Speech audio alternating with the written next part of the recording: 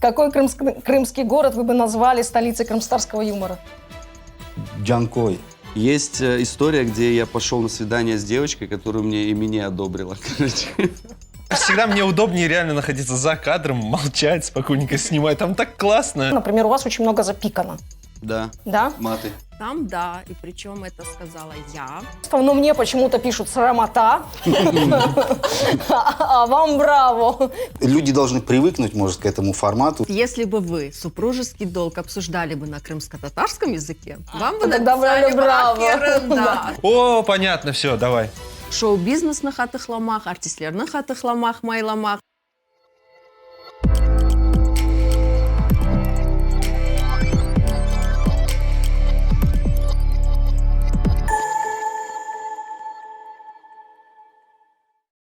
Селям алейкум. Не успели вы вздохнуть и выдохнуть, и вот уже вы в обороте нового календаря. Ну а мы по-прежнему продолжаем говорить о важных и главных темах для нас, для крымских татар.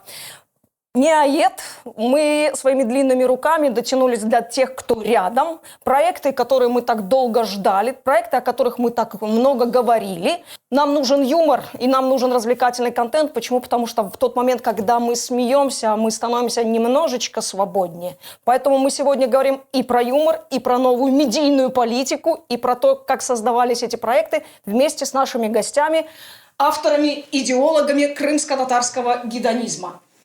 Вы готовы? Конечно. Селям алейкум. Селям алейкум. Хошкель. Да, нас... Ну, давайте я начну, как обычно, с серьезных разговоров, потому что с юмором у меня, как всегда, туго, поэтому мой конек серьезность.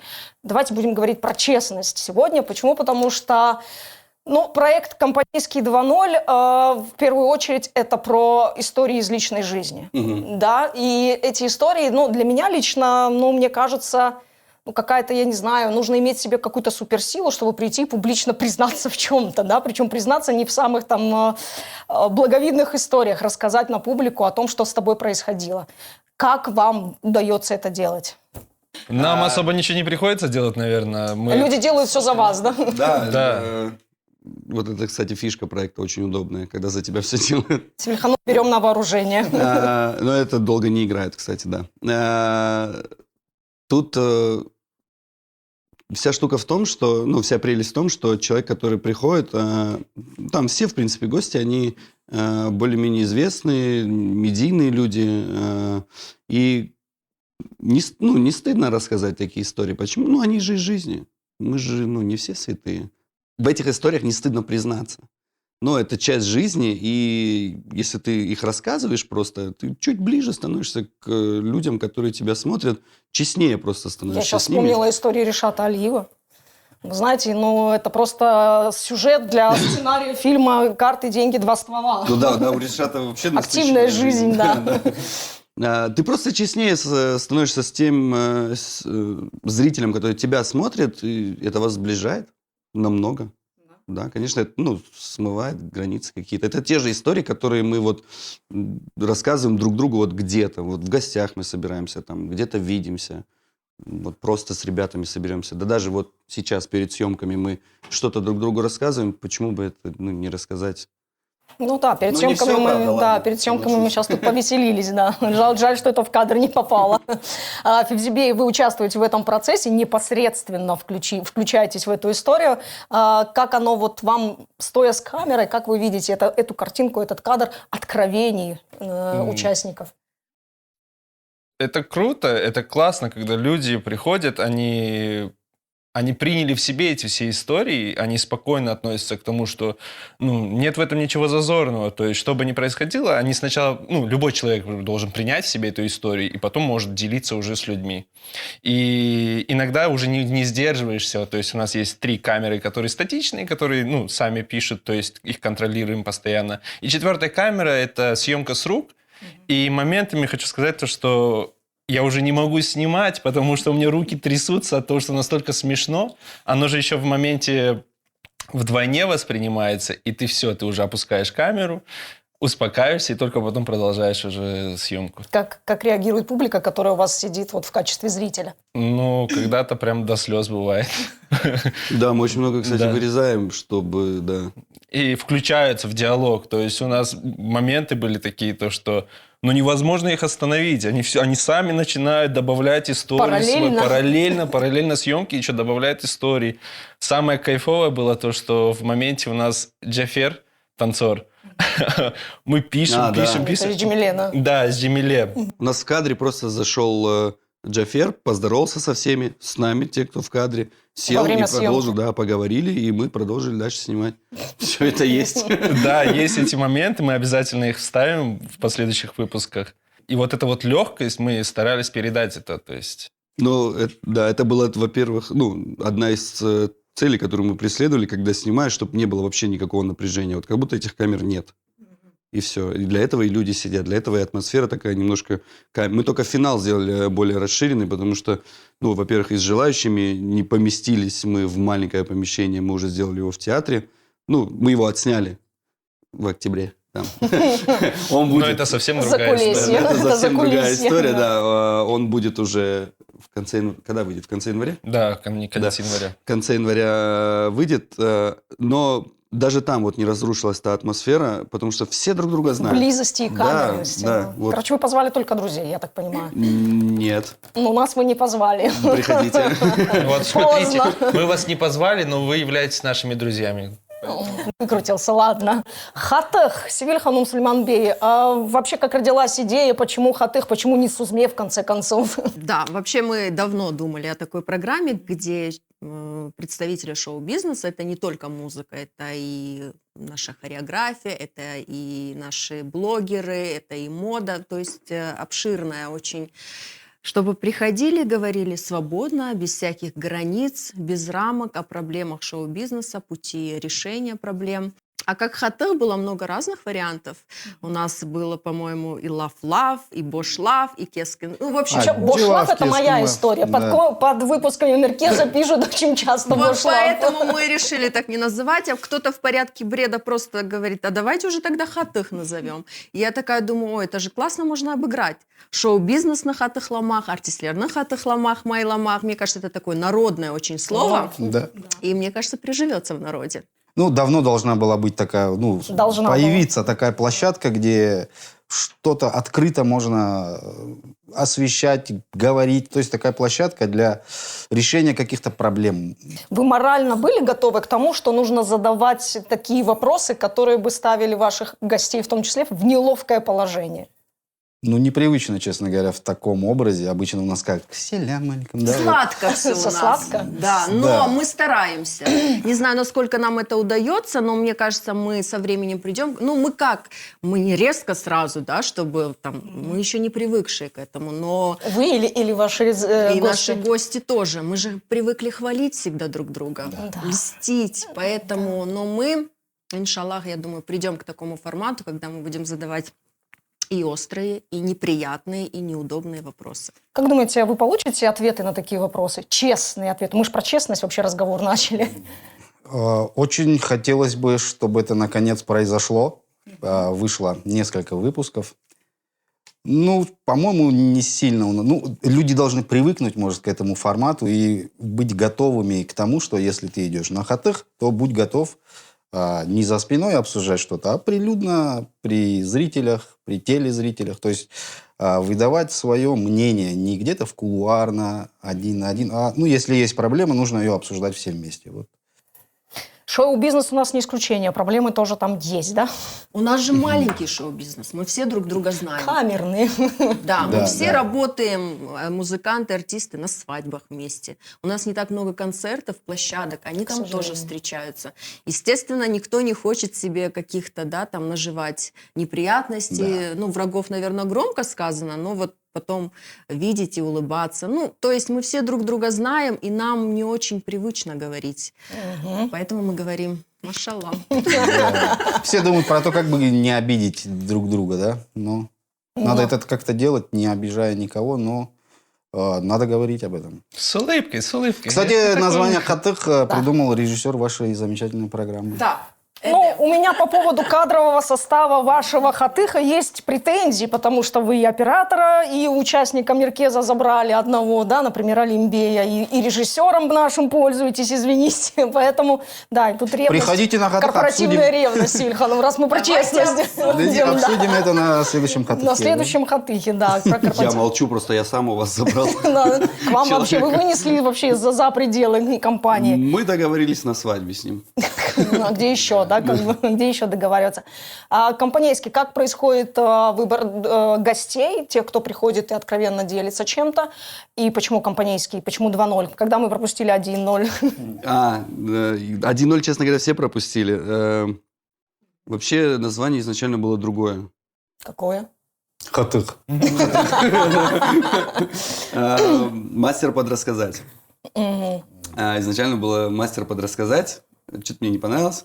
2:0 это как версия. Но это действительно версия 2:0, потому что... Ну, были эксперименты, да? Да, проверки были. Первая техничка была, она была другая. Вторая техничка, она была другая. Мы переформатировали. И вот только с 3-го или с 4-го, съемочного раза у нас получилось вот этот формат, который сейчас виден. Потому что он вы получился пришли. так. Да, это вот... это во мне, наверное, такая проблема, потому что...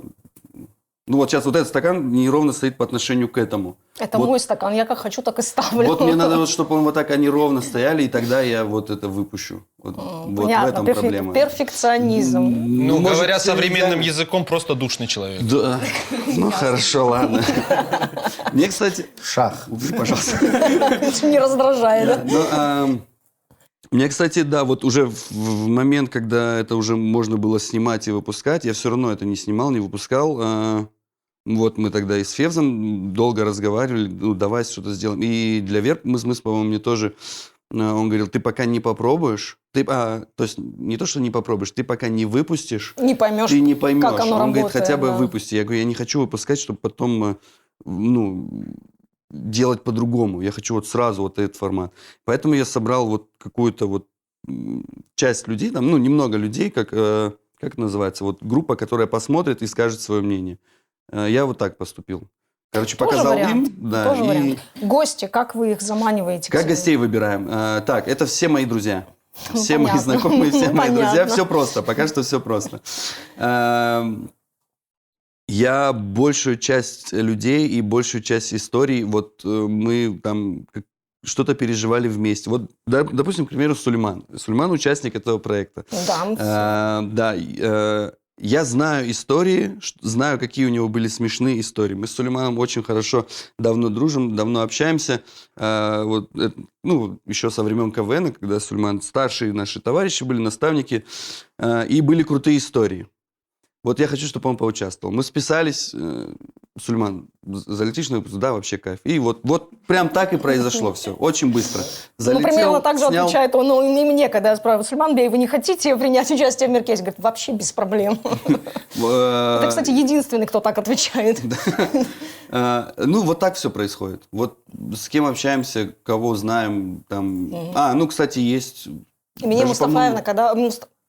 Усинова или Мустафаева? Усинова. Усинова? Да. Когда она Пока я появится? здесь.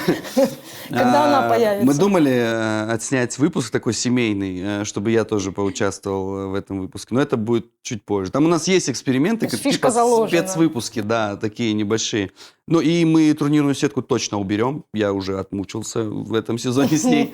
Потому что вот каждый человек, который дальше проходит, ему нужно больше историй, больше рассказывать. Дальше проходит Не тот, у так кого ярко наша жизнь, да? насыщеннее жизнь, да, как показала практика. Что я хотел сказать? Есть участники, которые сами, допустим, захотели. Вот они посмотрели первый выпуск, первый, второй. Блин, круто. Я Хочешь? хочу, да? Да, хочу. Все, готовь истории, погнали. И вот такое тоже есть. Понятно. Сульман Бей, вам задавать этот вопрос не буду, потому что вы уже поделились такими личными историями на Было дело, компанейском. Да. Сильхана, вот вы бы поделились чем-то откровенным? Прям таких откровенных историй у меня, наверное, не было. Мало ли. Но во время работы на телевидении, конечно, их было очень много. И самое такое для меня всегда проблема – это побороть свой смех. Вот это для меня была всегда проблема, потому что эфиры всегда происходили в прямом эфире, где нужно было себя взять в руки. А мой соведущий, это был Ридван Халилов, у которого просто мега такой Смех. заразный смех, что там невозможно было себя сдерживать. Естественно, это 3-минутный смех, который мы не могли успокоить в прямом эфире. Я вспоминала все самое плохое в своей жизни, чтобы лишь бы успокоиться. И, конечно же, режиссер, который не мог там ни рубрику включить, Потому ни что это какие-то прямой клипы эфир. включить. И мы не могли ни к чему подвести. Но вот такой был у меня, конечно, 3-минутный позор. Ну почему? Вы добавили нотку смеха. Но Да. вот это для меня было самое. Сейчас, конечно, мы это уже вспоминаем. Со смехом, но со тогда было и смехом, но смешно, и не тогда очень. было да. очень страшно, да. Ну, давайте так. Это был первый раунд, давайте оценим. Ваша вот, ну, условно говоря, телевизионная парочка, да, она вызывает улыбки на лицах. Ну, мы все помним времена Саба, РТ, АТРД. И поэтому, ну, когда я смотрю «Хатых», у меня вот точно возникают те эмоции, те позитивные, такие вот спокойные и радостные времена, когда, ну, можно было наслаждаться моментом. И поэтому, когда появился «Хатых», первое, что я сделала, это я поаплодировала, потому что, ну, Аллах чох шукур, да, то есть мы начинаем что-то делать такое, которое пробуждает в нас жизнь. Сейчас 2 проекта, которые немножечко ломают вот этот вот наш привычный медийный образ жизни, да, Сейчас когда... будет больше, вот в этом Сейчас году. еще больше. В этом году у нас появится еще больше проектов интересных. Да, их будет много. Аллах кысмет етсе. Конкуренция. Это- Аминь. Нет, это очень хорошо. Это шикарно, на вообще самом деле. очень круто. Да. Вот я по себе даже скажу, когда проект выходит, кто-то хочет сделать. Вот ко мне, ну, человек 5 точно обратились. Вот, а как вот это, а как вот здесь, как вот тут сделать? Я стараюсь никому не отказывать, всем, чем могу подсказать. Мы сами только учимся, сами только это вот как-то преобразить пытаемся. Но вот есть уже там одни ребята, я их вот из 5-4 не знаю. Вы реально ломаете формат. У нас же ж не принято помогать. Нет, надо. А смысл? надо. А как вы смысл думаете, не это все помогать? началось? Я потом вот точно буду вот рыться у себя. Ну, Пусть кто-то сделает круче, и мне тогда захочется сделать. Да, И согласна. главное, и не похоже. Да. У меня не столько много времени, чтобы вот держать это в себе, жадничать или еще что-то. Вот нужно вот так. Отпустил, Отпустить. помог, Правильно, сделал. правильно. Да тебе потом сакул скажут, и все. ну, может быть. Это да. же чем больше конкуренции, тем лучше для нас. Мы Конечно. растем, Чем мы больше, тем стремимся лучше. к чему-то Конечно. лучшему, поэтому это круто. Я к чему Ну, вообще сейчас начинала всего. задавать этот вопрос? К тому, что вот эти проекты, они ломают привычное представление о том, как вообще, как должна выглядеть крымско-татарская публичность. Да? Например, у вас очень много запикано. Да, Да? маты. Маты. Вы Да. здесь запикиваете? Когда бы такое... Да, уже говорите, как есть. Когда бы такое было, чтобы в наших каких-то съемках, передачах, ну, вообще в каком-то продукте, который крымские татары выпускают, то был вот такой вот момент, да? То есть, когда ненормативная лексика зашла в наш... Олмас, эфир. олмас. Слушайте, а кто не матерится? Ну, не то, ну, есть, хорошо. Многие не матерятся, но это же... Ну, вы поняли. Мы же стараемся... Ну, быть честнее, честными. конечно. Ну, проскользнул мат. А как ты расскажешь историю, допустим, там и так половина истории из жизни нельзя рассказать. Допустим, вот у нас там яркая была молодость, я не могу рассказать там половину своих историй. Но те, что я могу, мне там нужно где-то помочь. Ну, без мата тут не расскажешь. Хоть где-то можно же себе слабину Да, я в дать. обычной жизни не матерюсь. Я там не знаю, что я веду свадьбу, и салям алейкум. Пип, там. Келли-кигем, да, харшилаих. Ну да. Мусафирлен, не очень геч халыныз. Иногда для яркости эмоций, так скажем. Можно добавить, да, А перца. как говорил Михаил Задорнов, нам мат необходим не столь для оскорбления друг друга, сколь для художественного восприятия жизни. Совершенно верно, коллега подметил. Ну, у вас, Сулейман Бей, богатый журналистский опыт, да, и телевизионный опыт, в первую очередь. Такое раньше вообще бывало? Вы про Ненормативную лексику, да. Да, мы в последние годы с АБРТ мы уже писали записи. То есть мы наперед за неделю записывали. И мы знаем, почему. И, естественно, это все монтировалось. Там были хвосты, которые не должны были быть. И там, да, к сожалению, был такой момент. Ну, я не знаю, сейчас... К сожалению ли, да? Это сейчас уже смешно, но там, да. И причем это сказала я. мне было очень стыдно. Но это не было прям таким, ну, грубым, да, и таким ярко выраженным, но это было так... Слово. Одно или несколько? Одно На какой букву начиналось, да? Чуть поподробнее. И, естественно, Сиджилил, который был рядом, это слово Он повторил не мог не поддержать. 10 раз. Вот 10 раз он повторил это слово, и этот кусок пошел в эфир. И утром, пока шел Сабай РТ, я спала, естественно. Даже была в записи. И я беру телефон в руки и вижу, сколько у меня пропущенных и сообщений. Типа, это так должно было быть. А это просто монтажер вот этот момент упустил, и это пошло в эфир. Как отреагировали тогда зрители? Столь консервативного на той момент и правильного канала. А, кстати, всем было очень интересно. Все сказали, ой, такой классный выпуск был. Такой естественный. Такой живой. Да. Такой честный.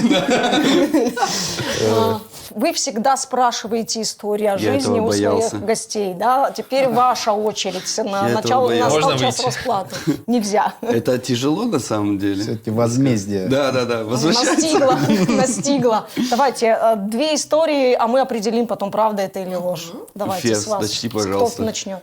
Тут я не знаю, я, кстати, думал, нет, я могу, в принципе, сейчас... В смысле, вы думали? Я думал, что... Вы подозревали? Я думал, да, ну, то есть, в принципе, когда вы приглашаете людей из такого формата, я думал, что будет в любом случае такие вопросы, ну, вот, наводящие как-то на это, и... Вот меня Лена Сейчас- Орла предупредила, я ехал и думал, что рассказать. Нет, точнее, не ехал, я вчера вспоминал. Ты Мне же уже... специально да. сказал. У тебя подстава такая. Нет, она говорит, ну там истории какие-то вспомнил. Я все, надо будет что-то рассказать. Я вчера тезисно начал выписывать, Что я могу рассказать, Да, я на корпоративе это вообще было по ходу пьесы. Я записывал их такими словами. Я утром, пока сюда ехал, открыл, и у меня получились заголовки желтой прессы. Короче, у меня получились заголовки Итак, желтой дайджест прессы. вашей жизни. Вот хотите, я вам Давайте, реально могу прочитать, давайте. а вы скажете, вот что правда. Ну, а потом, ну, может, какую-то историю подлиннее расскажу, если хотите. Вот у меня здесь, короче, история, как я в Сочи сделал неизвестного пацана звездой КВН на 5 минут. Есть, где я сидел в шкафу в момент, когда на Олечку Фомочку падало стекло здоровенное. Есть история, где я пошел на свидание с девочкой, которую мне и меня одобрила. Короче. Да. Есть где Хватит, история- давайте это рассказывать. Есть история, где мы рояль за 10 тысяч долларов сломали еще. И есть рассмеши комика, но ее нельзя рассказывать. Короче, про свидание. Да. Давайте. Короче, я болел. Ладно. Мы же с Амине друзья были. Были. Нет, сейчас как бы тоже дружим так, периодически. Мы с ней 9 лет дружили перед тем, как пожениться. И был момент в жизни, когда, ну вот как бы уже взрослые, там надо с кем-то общаться, а мы очень близко дружим. Вот прям близко настолько, что она мне вот рекомендовала невест. Короче, с кем можно пообщаться. Я там, короче, что-то ей тоже, ну вот со своей колокольни. Мы очень много времени проводили, и все по-дружески, вот это все обсуждали. Вообще мы все могли обсудить. Короче, она мне посоветовала девочку, там, ну, пообщайся. Хорошая девчонка, да, пообщайся, что ты ходишь, Салан Сулангезейсон. Короче, я говорю, ну да, а что, как, куда вообще? Ну, я сам от себя тоже там не такой, что такой, что мне скажут, то и делай. Я говорю, ну, наверное, съездим куда-нибудь там. Да, нормальный вариант. А я заболел. Короче, мы поехали гулять, а я еще параллельно с Амине списывался. И она мне говорит, чтобы прогнать... Вы гуляли с девушкой, Да, в это да. время вы Так списывались с получилось. Амине. Да, Ну, прости меня, эта девушка. С другом. Короче, она мне говорит, чтобы прогнать, короче, болезнь, ну, там, пей больше воды. Она говорит, пей воды, много воды, просто организм прогонит. Говорю, ну, да, я это, в принципе, знал. Она говорит, пей, нормально, не надо тебе никакие таблетки, это такая не сильная болезнь, просто много воды пей, прогони через организм. Все, хорошо, мы поехали гулять, поехали на ЮБК. Ну, я, естественно, пью воды, с собой воду взял, едем, общаемся, там, набережная, гуляем, я пью. Ну, вот после того, как пьешь, надо прогонять Есть воду. финал, да. Есть финал. Финал близко. Я, Помещение для я финала ускоряю далеко. это свидание. Я начинаю ускорять это свидание, ну, не по своей воле, короче. Все, поехали, короче, ну, темнеет уже, поехали домой. А вот на свиданиях есть такой момент, это уже не первое свидание было, так скажем. Есть момент, когда вот свидание переходит в большее, да, общение. Вот когда вы жмете друг другу руки, и все, мы вместе, да, допустим, к примеру. Этот момент вот как будто нарастал вот на сегодняшний день. И мы в машине подъехали к дому. Все, у меня вот флажок, финал, все, я здесь, я уже ничего не хочу. А девочка сидит в машине. По сути, мне надо сейчас уехать. То есть сейчас должна быть романтическая пауза, да? И должна быть романтическая пауза. И она как бы на нее намекает. И я говорю, я, наверное, поеду. Что-то, говорю, плохо себя чувствую. Девочка, ну, мягко говоря, в шоке, выходит с машины. Я так сильно не ездил по этим дорогам неасфальтированным. Я просто в газ, пол, уезжаю с пробуксовками. Так получилось, что эта девочка жила возле дома Эмине. Короче, я к Эмине приехал. Говорю, мне срочно надо к тебе. По итогу, короче, ну вот финал. Она, да, все, открывай дверь, я сейчас забегу. Я забегал, ни селям, ни сова, короче. Сразу, да? Сразу, да. Финал, вышел, сагул, ну, короче, расслабился, сагул, посидели, мы с Эмине нормально хаве попили, я поехал домой. Это мы как друзья были. Вот такая история. Такие истории потом заканчиваются свадьбой, да? А, кстати, так и произошло потом. Да, но только С не девочкой, стоит. естественно, мы не продолжили Ну, общение. еще бы, конечно. Короче, да. И меня сама не подозревая, вот, пей больше воды, нормально будет. Понятно, у нее был А ум. может, подозревая. Такой ход. Может, это Класс, кстати, класс. да. Я об этом не подумал. Поверите, Севильхну? Женская хитрость, да, такая? Поверите? Была Да, такая честность. Ну, я поверила. Чё бы Зная нет, меня, да. Серьезно. И меня еще, наверное, тебе денежку дала. Иди своди ее куда-нибудь. И воды с собой. Ну, интересно, я, в принципе, Я просто знаю, тяжело что они поверить, дружили но это очень долго, интересная поэтому, история. наверное, правда. Это правда, да. Ну, я тоже сказала, что это правда. Ну, я тоже знаю имени. Окей, правда, так правда? Да. Да? Ну, Класс. Да, абсолютно правда. ваша история. Фен давай. заряжай. Ну вот всегда мне удобнее реально находиться за кадром, молчать, спокойненько снимать. Там так классно. Комфортно, да? Я Очень считаю, это комфортно, да. успех, когда человека приглашают на передачу, которую он сам снимает. Ну, я про Мир Ну, я... Да. История, наверное, вот где-то лет, так, наверное, с 12 начиная, я был вообще нереально неуклюжим человеком. То есть ребенок вообще жесть. То есть что не возьму, все ломаю, все падает, все. И, короче, с годами это вот как-то не проходило. И поездка в Турцию. Мы, короче, едем с ансамблем. Танцевал я тогда еще. И вот что я не делаю, то есть у нас там комнаты, что я не делаю, там вещи вешаю, все падает.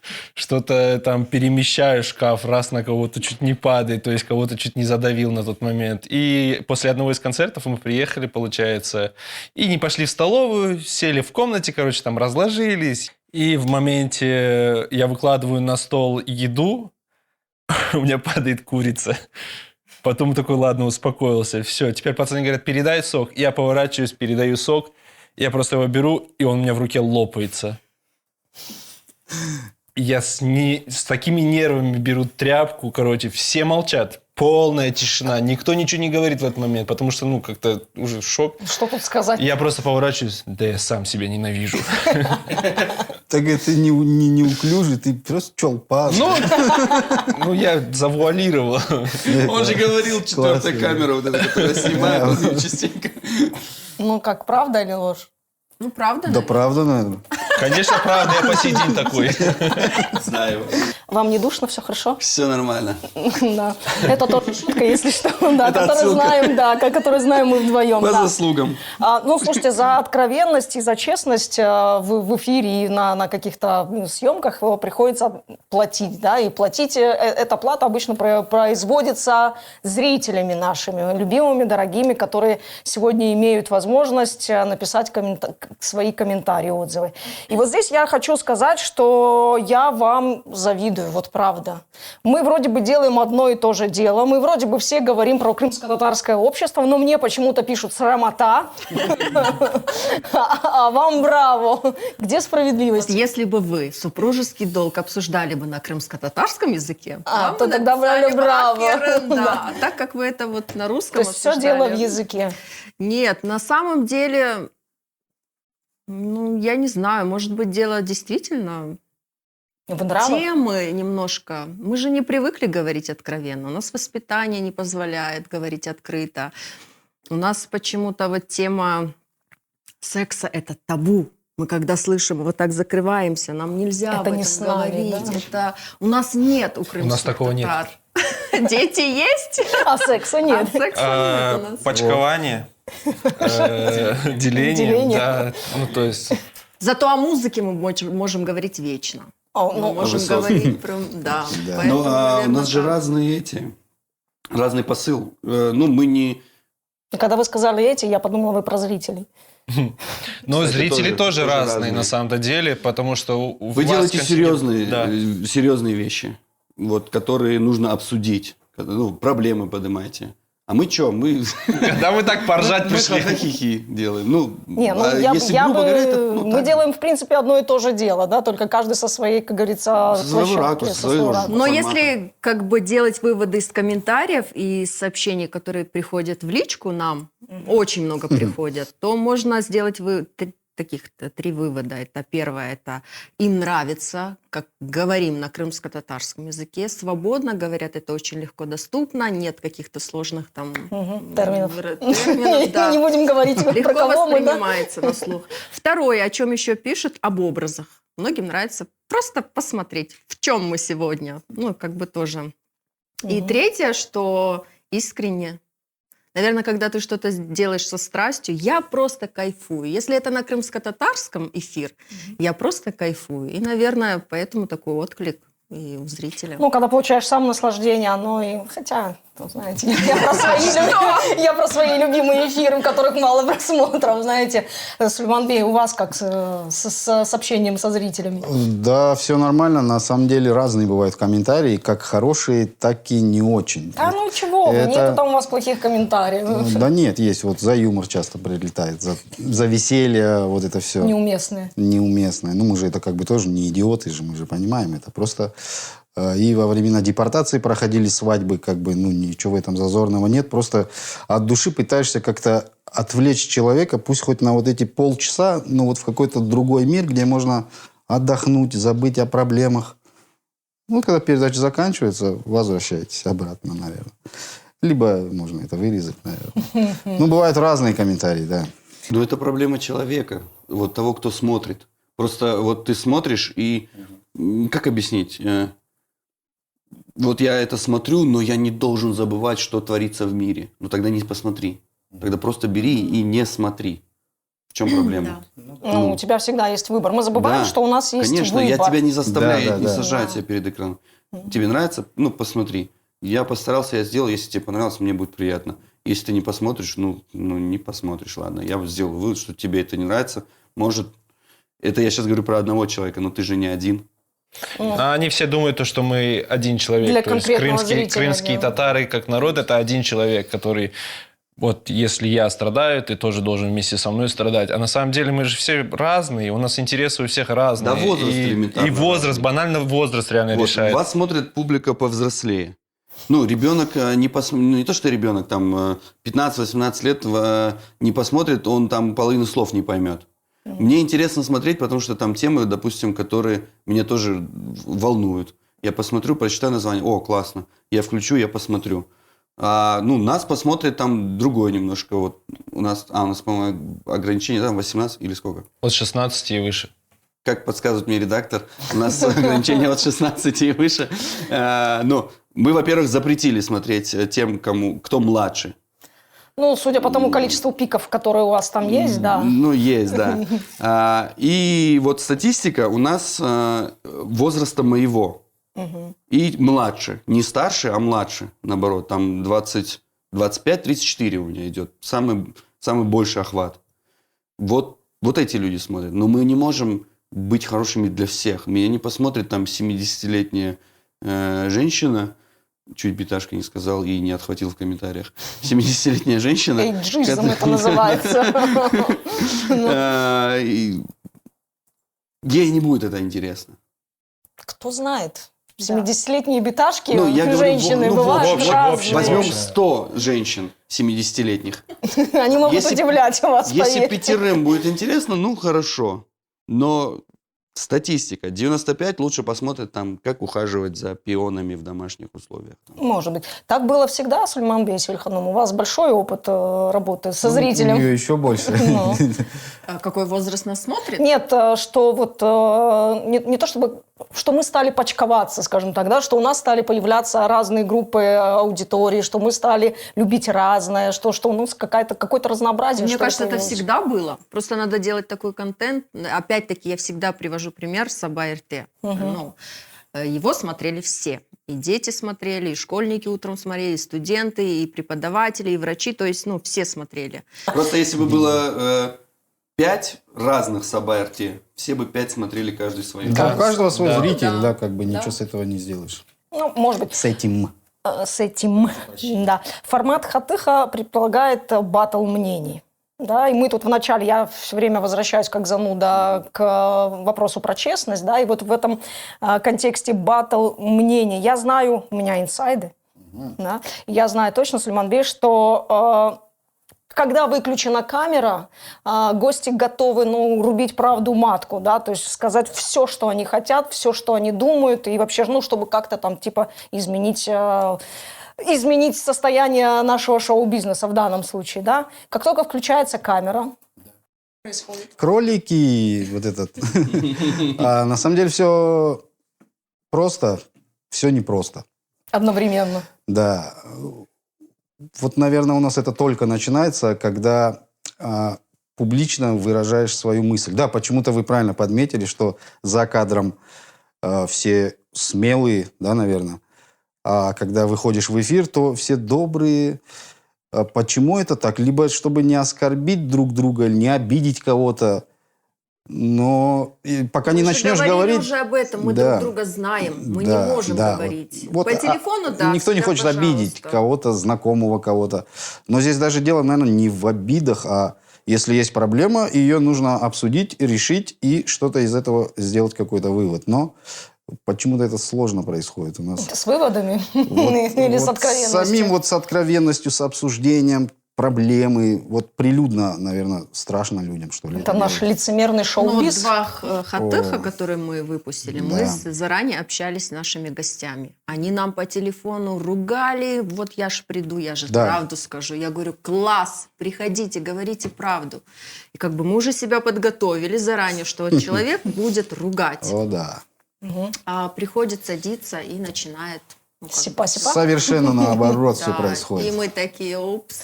Вы уже разобрались, Ильханум, с этим феноменом лжи, да, так называемым? Я так закавычу это слово, чтобы оно никого не резало ухо, да, когда люди не готовы публично говорить о каких-то проблемах, да, и критиковать друг друга. Вы уже разобрались с этим феноменом? Ну, Для себя как-то пояснили вообще эту историю?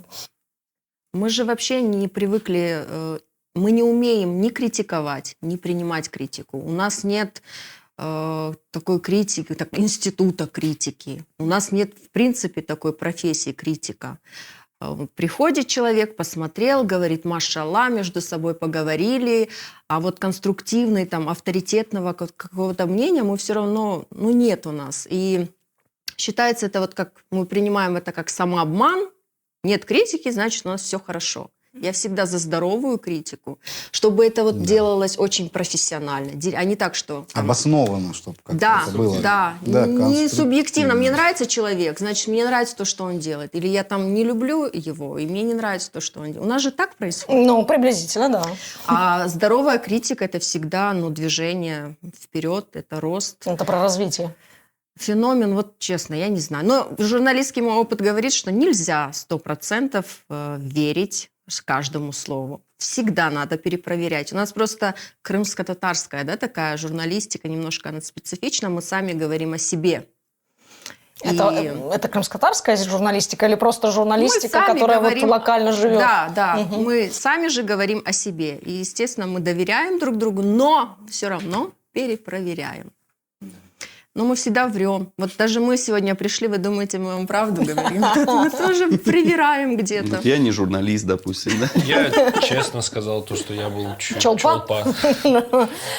Есть еще одна история, которая вот с появлением ваших проектов, да, она немножко стала менять наше пространство, и в том числе в контексте, ну, мы всегда про деньги, да, так или иначе деньги имеют какую-то важную роль. Ваш проект, наверное, один из первых, в котором вы, в общем-то, делаете вот такую ютубную рекламу, да? Да, началась интеграция у Да, нас. начались интеграции. По-моему, не так часто у нас есть такие вот проекты, когда вот включено это, и вот, ну, настоящая ютубная реклама, да? Но опять же, это вот у нас. Вот вся проблема в том, что это у нас так Так я случилось. про нас и говорю. Да, мы же сильно опаздываем вообще вот. Закостенели вот в Да, том. наши, допустим, YouTube-проекты вот только-только начинают верить. Причем это люди вот помоложе.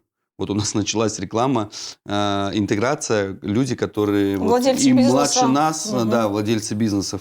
Мы очень быстро, ну, я считаю, что это очень быстро, там перешли уже на такую рекламу, где вот весь сезон у нас там с какого выпуска, я не помню, с 5-го или с 6-го, Да, где-то так.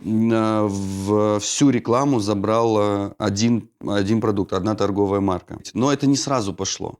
Первоначально это были вот свои собственные затраты. Теперь мы вышли на 0. Вот только вышли на 0. Дальше нужно пробовать как-то это, чтобы вот Расширяться в команда, этом чтобы смысле, немножечко, да, на этом тоже как-то ответно было. Сейчас об этом речи, конечно, не идет. Ну, с Metal.sa вот с дальнейшими проектами это можно делать, это очень легко делать. Ну, Легко ли?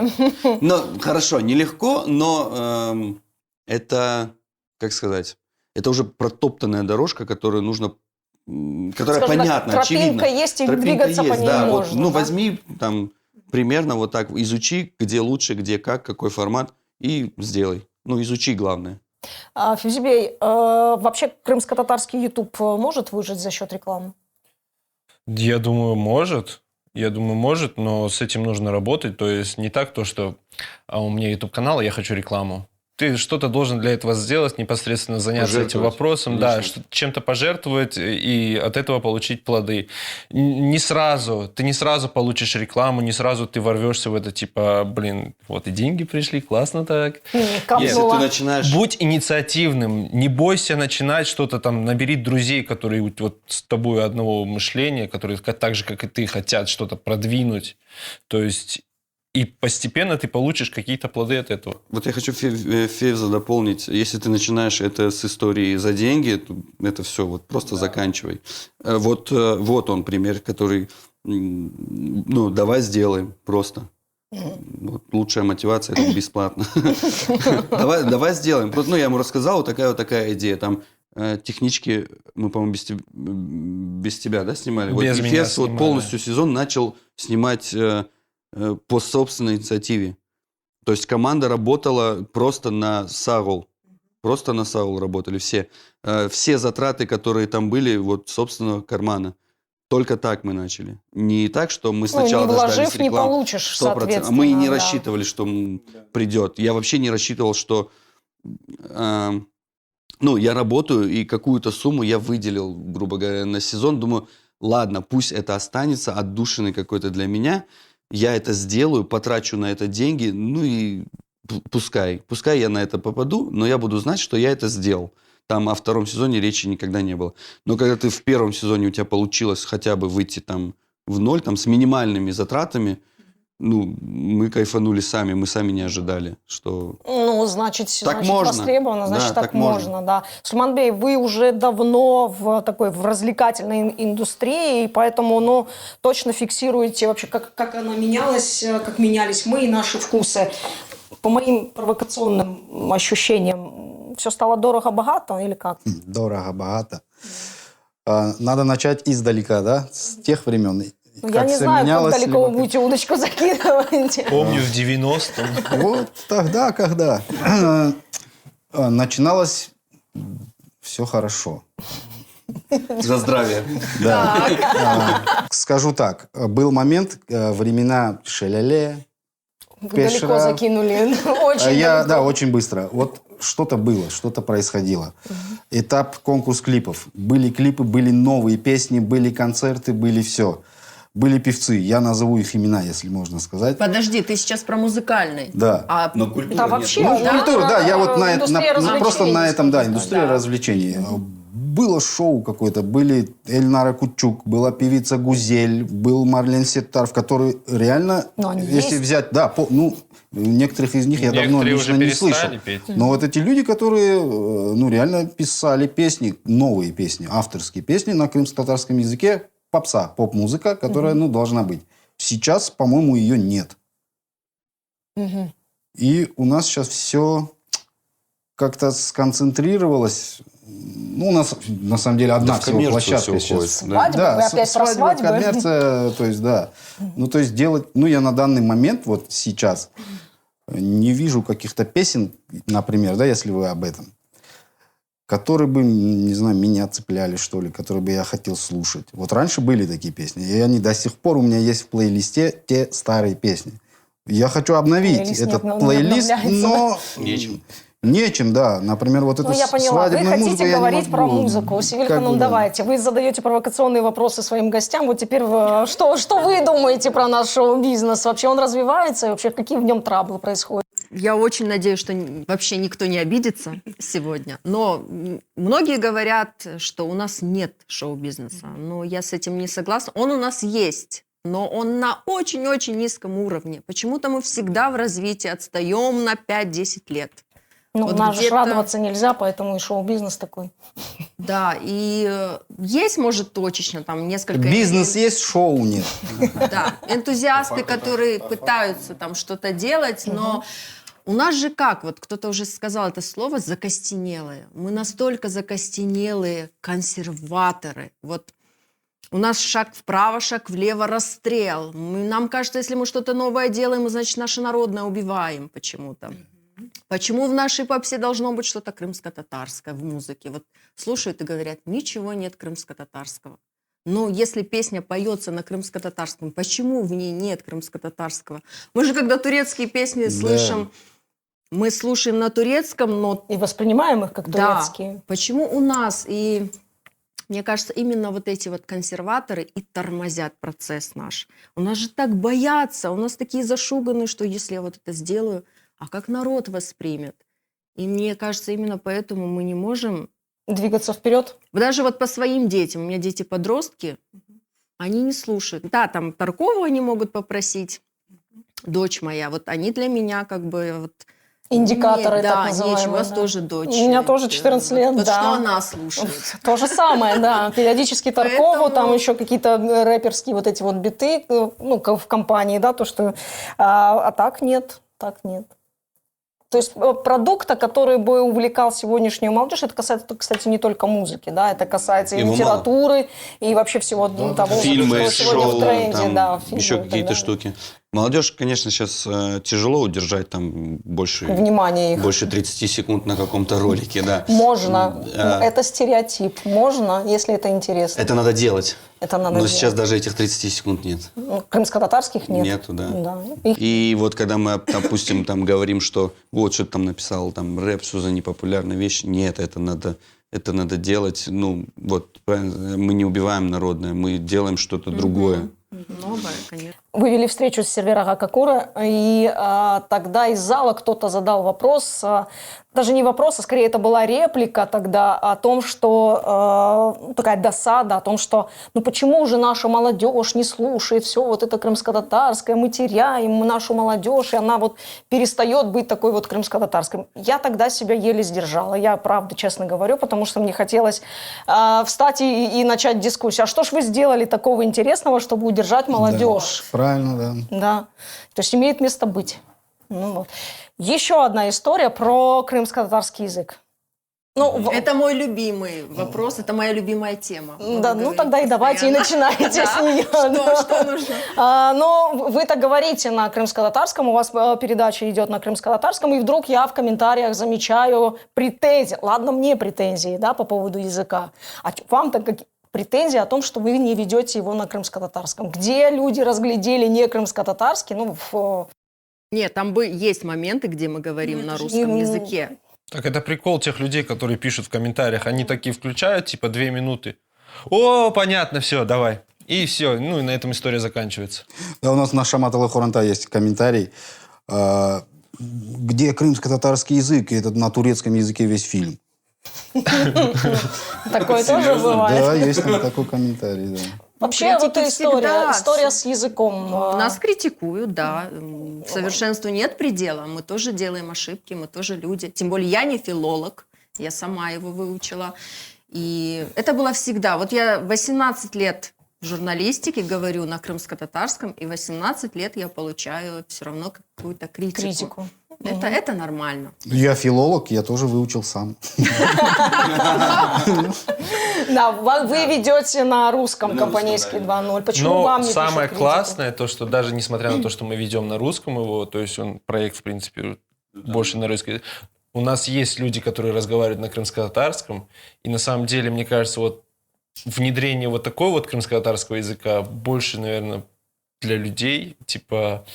Человек, вот он заинтересуется, вот рассказывает же, эффективный мне инструмент. кажется, это эффективно, то, что люди заинтересуются. Блин, я вот, история интересная, но вот я не понял вот этого момента. Как это? Он пойдет спросит, а монашки, бабашки, там, не знаю, у соседа спросит. И базяра. Тебе нравятся моменты, где человек просто говорит, Да, говорит на русском, раз переходит. перешел и там Да, рассказал и это полистории на легко, крымском да. языке. И то есть, вот, мне кажется, вот это немножко притянет людей больше к языку. Ну вот мы говорим Инструмент честно искать говорить, высказаться. Вот представьте, мы поставили рамки. Вы приходите к нам на хатых, и вы должны говорить только на крымско-татарском. Естественно, у человека уже двойная задача, уже двойная сложность. Признаться в чем-то, покритиковать, еще и на еще крымско-татарском это очень сложно. Но в идеале это моя мечта, чтобы все приходящие на эфиры свободно говорили на крымско-татарском. Меньше надо писать комментов и больше протягивать руки тем, кто пытается его учить. Да? Но и сегодняшний выпуск не мог не закончиться нашей давней забытой традицией про блицы. И, по-моему, это как раз тот выпуск, когда эту традицию нужно повторить. Блицы. Асанбей, а рекламу какого товара вы бы не сделали никогда? Плохого. Некачественного. Хорошо. Если бы вы были супергероем, какими смешными суперсилами вы бы обладали? Знать наперед, человек посмеется с этой истории или нет. Из шутки. Угу. Именем Мустафаева или... Не этот вопрос. Если бы вы Или вот та писали... девочка со свитером. Если бы вы писали сценарий для комедии, какую роль прописали бы для себя? Для себя Мгм. второстепенную. А для Сулейманбея? Главное. Сулейманбей? От души. Если бы вы попали на необитаемый остров, 3 вещи, которые вы бы взяли с собой. Жену первого ребенка, второго ребенка. А в Байрах? А байрак со мной всегда. Какую роль в комедийном сериале «Шаматалы Хуранта» вы бы никогда не согласились сыграть? Бекира. Какой крымский город вы бы назвали столицей крымстарского юмора? Джанкой. Чохсагунс. Наверное. Танцор, оператор, модель. Что интереснее? Все, в общем. Но модель это был прям новый опыт. Танцор, оператор, модель. Что выгоднее? Оператор. Танцор, оператор, модель. Что комфортнее? Оператор. Понятно, Сагунус. Я признаюсь честно, первый вопрос, который я вам подготовила, был немножко другой, но я посмотрела с утра рилс, который вы сделали по поводу конкурса музыкальных клипов, и я придумала другой вопрос, поэтому в фильме какого из режиссеров вы снялись бы в главной роли? Гая Ричи, Эдема Асанова, Дилявера Дваджиева? Эдем Асанова? А сколько раз вы проверяли показатели температуры воздуха, когда вели вечерний open-air концерт на 5-й крымско-татарской книжной ярмарке? Ни разу. Серьезно? Мне было очень жарко. Класс. Я за вас переживала, правда. Сабаэрте. Да? Сабаэрте, Хатых, встреча с Мамутом Чургу. Что вы выберете? Сабаэрте. Ну, громче. Сабаэрте! Чохсагунус. Это был проект Меркес Горушкенджи.